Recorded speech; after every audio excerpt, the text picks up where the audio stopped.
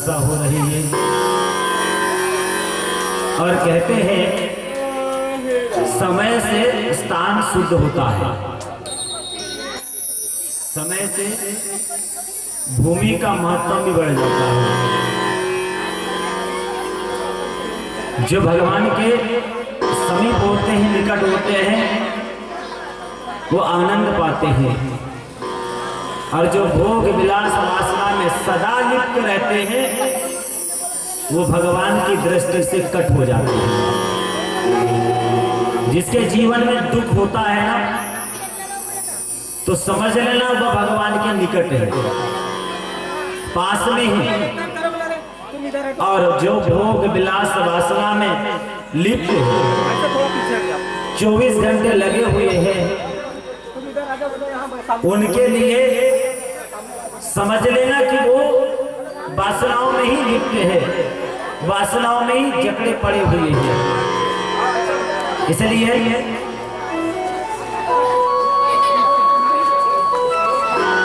समितियों से निवेदन है मेरा कि जो बुजुर्ग लोग हैं उनको बैठने के लिए कुर्सी की व्यवस्था करा दें।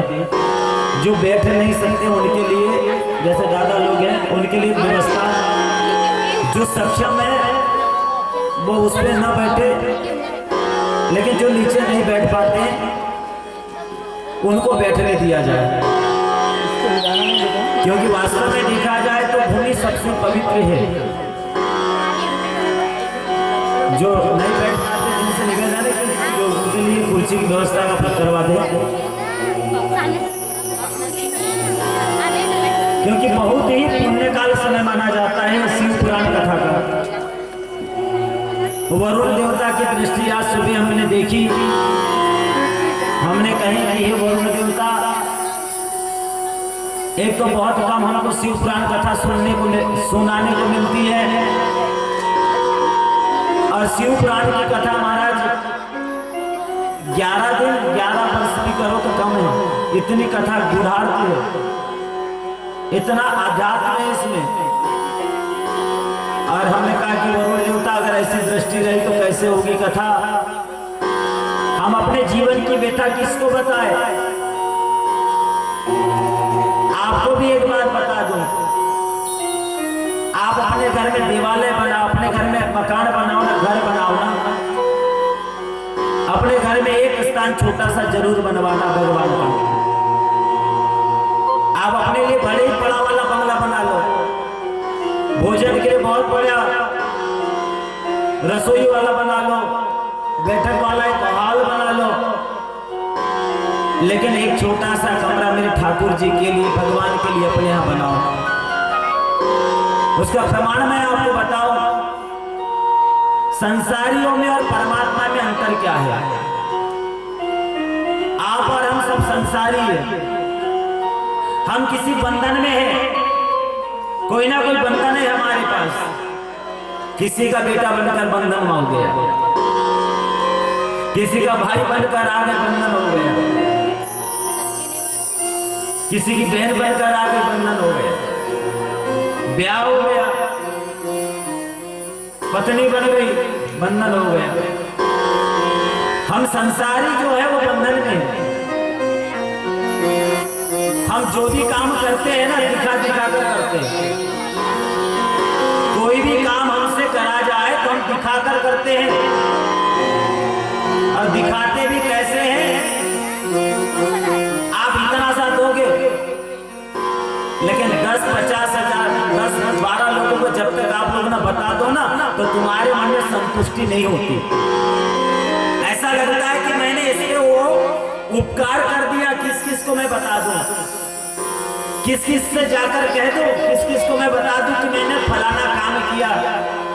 ओ मेरे भाई बहन, आप कौन होते करवाने वाले और करने वाले।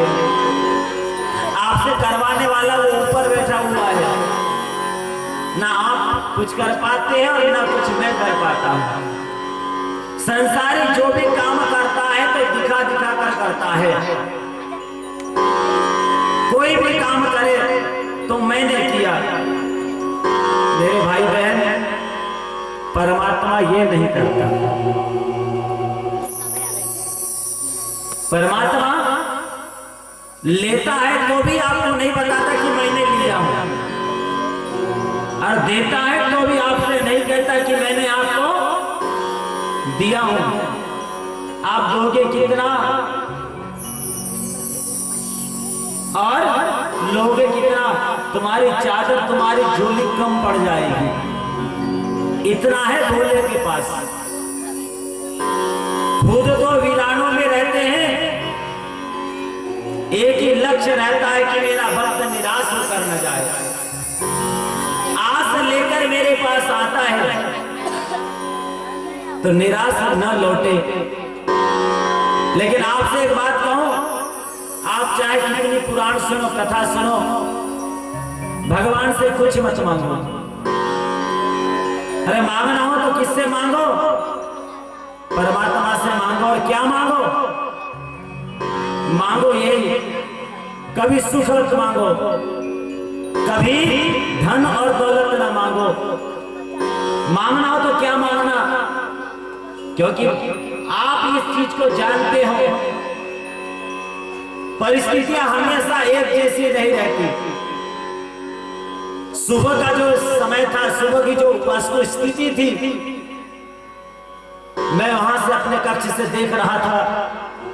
देखते देखते लग रहा था कि आज तो सोमवार है, भोलेनाथ का वार है, पार्थिव बनना है, और ऊपर से अमृत की बूंदें टपक रही है। परेशान तो उससे नहीं कि वर्षा हो, परेशान इससे हो रही थी कि इतना बड़ा मंच और संच सजाए भोलेनाथ के लिए। हे भोलेनाथ, ये तुम्हारे लिए सजा हुआ है, बड़े भाव से भक्तों ने सजाया है। अगर इसमें कोई आपत्ति आ गई तो ना तो हमारा खराब होगा, ना गांव वालों का खराब होगा, नुकसान जरूर पिंडाल वाले का होगा, कहीं ना कहीं उसकी भरपाई वो परमात्मा भी कर देगा। लेकिन बड़े भाव से, बड़े भक्ति से, बड़े श्रद्धा से, बड़े युक्ति से आपका ये मंच और संच सजाया है, और बड़े भावना के साथ, उत्सुकता के साथ, उत्कंठा के साथ, लालसा के साथ, अपेक्षा के साथ ये सुंदर शिव कथा का आयोजन यहां हो रहा है। तो मैंने कहा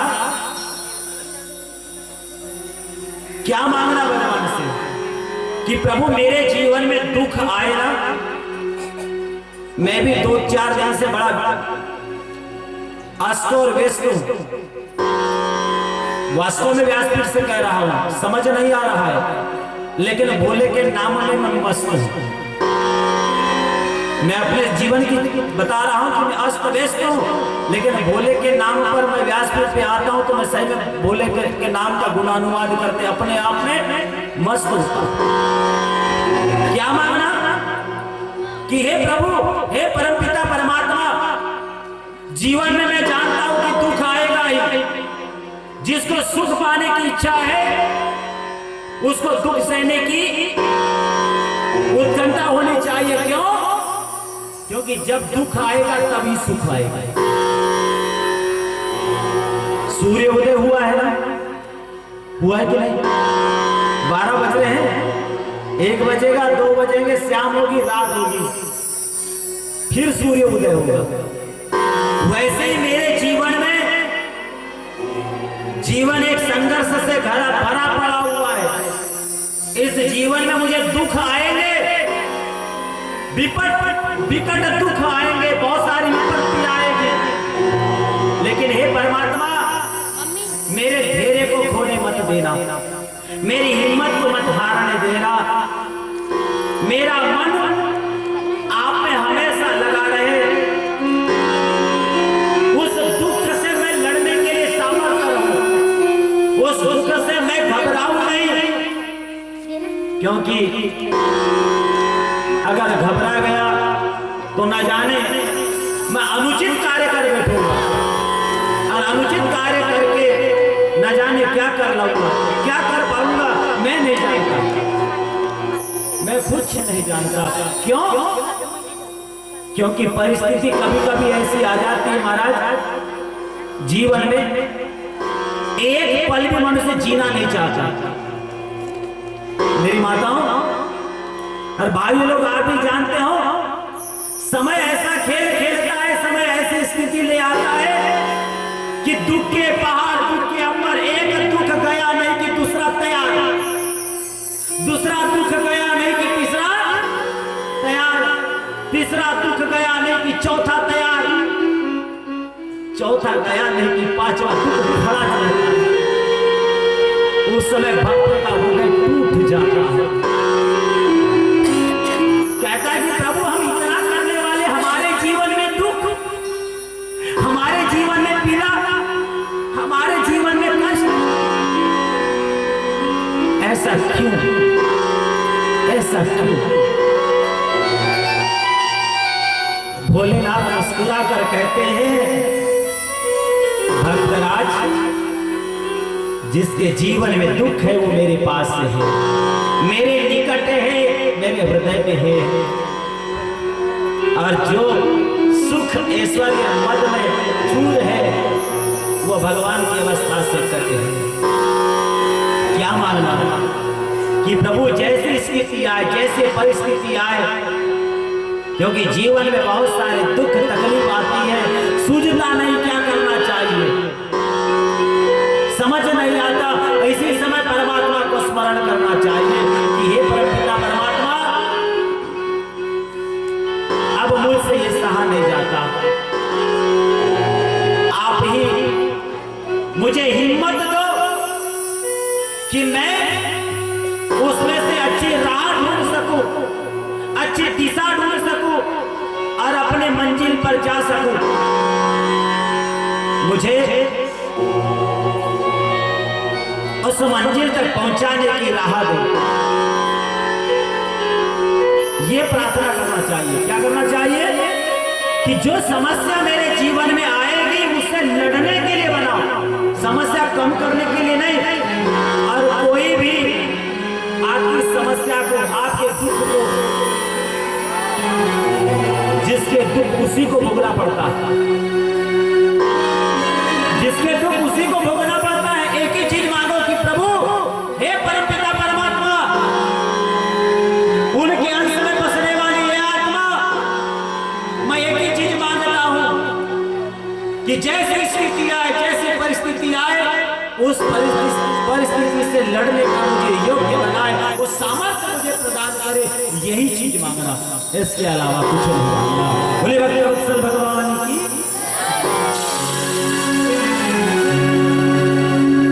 बोलिए गणपति महादेव की जय।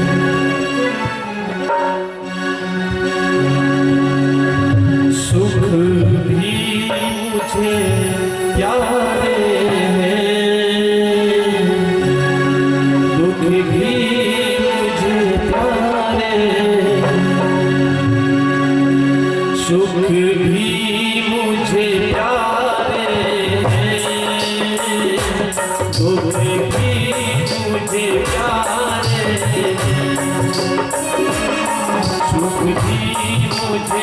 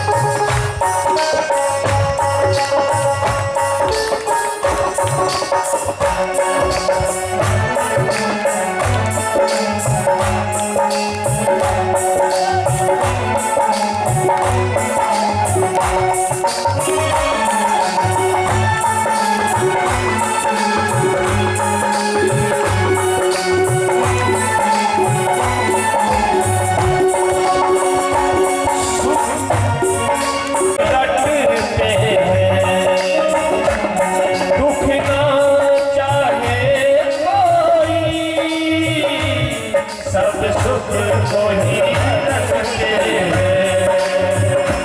दुख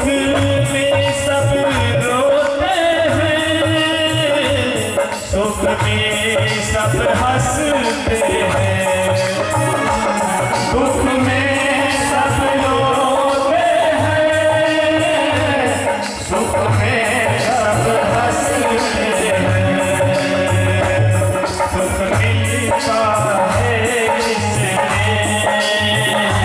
दुख ही तो सहाय है, सुख मिलता है जिसमें, दुख ही तो सहाय है, सुख भी मुझे प्यारे हैं, दुख भी मुझे प्यारे, दुख भी मुझे प्यारे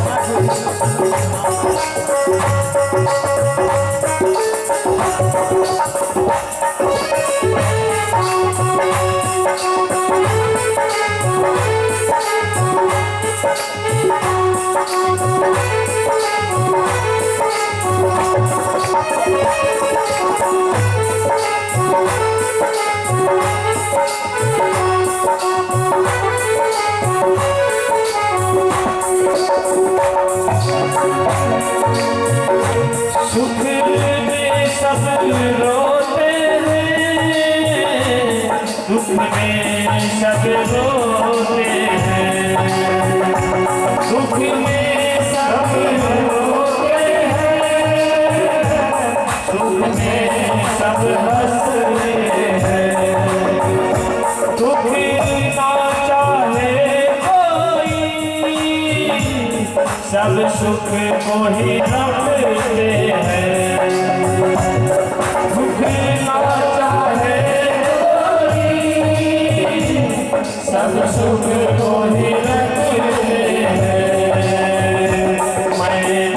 मेरे आगे दोनों हाथ पसारे हैं, मेरे आगे दोनों हाथ पसारे हैं, सुख भी मुझे प्यारे हैं, मुझे प्यारे हैं, दुख भी मुझे प्यारे हैं, छोड़ूं मैं किसे भगवन, दुख भी मुझे प्यारे हैं, सुख भी मुझे प्यारे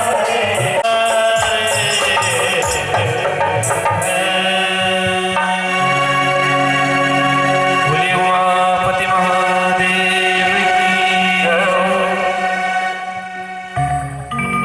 नमो पार्वती पतये हर हर महादेव। सबसे बना है, हम हैं तो भी है, नहीं रहेंगे तो भी रहेगा। तो अविनाशी की जय बोले में कतरा रहे हैं, जिसने इतनी सुंदर जीवाती है उसका नाम लेने के लिए कतरा रहे हैं। एक बार फिर से जोर से नमो पार्वती पतये हर हर महादेव को और पहले लगाया हर हर, क्या हर हर, क्योंकि तुम इस गांव का भविष्य हो, इस गांव के भविष्य हो। आप लोग टीवी देखते हो ना, जो मेन है वो देखो, लेकिन ये देखो जो मैंने देखा वो देखो। मैंने क्या देखा जानते हैं? मैंने ये देखा कि मैं टीवी में कब दिखता हूँ, मैं टीवी में कब दिखता हूँ। आप लोग भी दिख सकते हो, कोई बड़ी बात नहीं है।